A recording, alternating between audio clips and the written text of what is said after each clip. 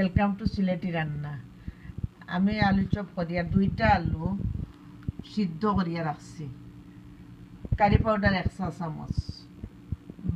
bread গ্রাম রাখছি লাগাইবার লাগে উপরে আর গোলমরিচের গুঁড়া 1 চা চামচ একটা ডিম সিদ্ধ করে রাখছি ভিতরে দিবার লাগে লবণ পরিমাণ মতো কাঁচা মরিচ জাল অনুযায়ী আমি 4টা দিছি ছোট দেখিয়া একটা ডিম ফেটিয়া রাখছি ওখানে আমি সবগুলা এখানে মিক্সড করে লিখলাম ও দুই আলু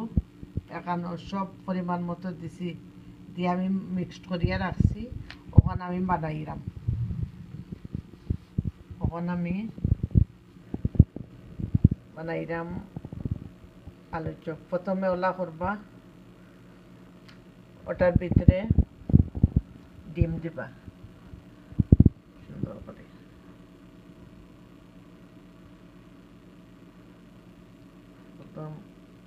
খুবই করবা যাতে ডিমটা বার হয় না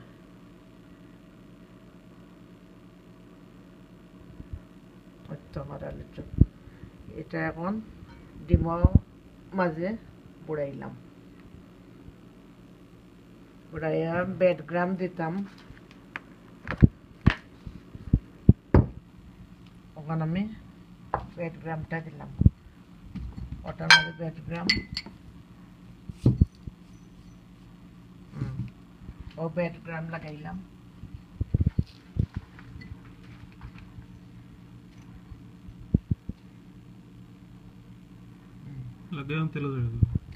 ওখান লাগাইয়া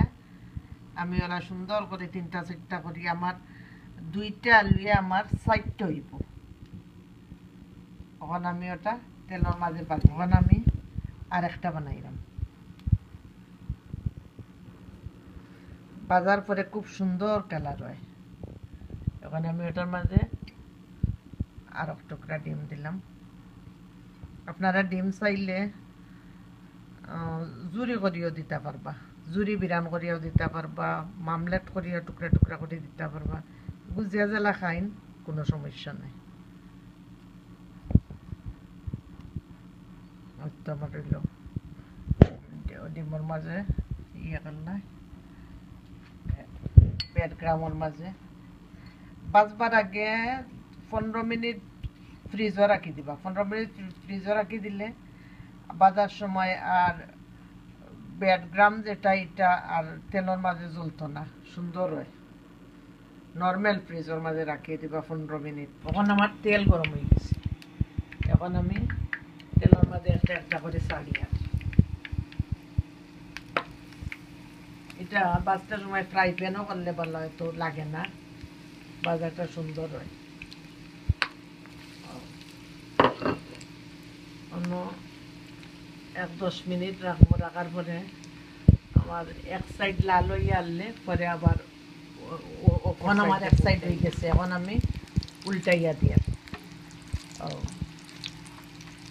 ও সাইড লাল হয়ে গেছে এখন ও সাইডও লাল হইব আরও 10 মিনিট হওয়ার পরে লামাই লিব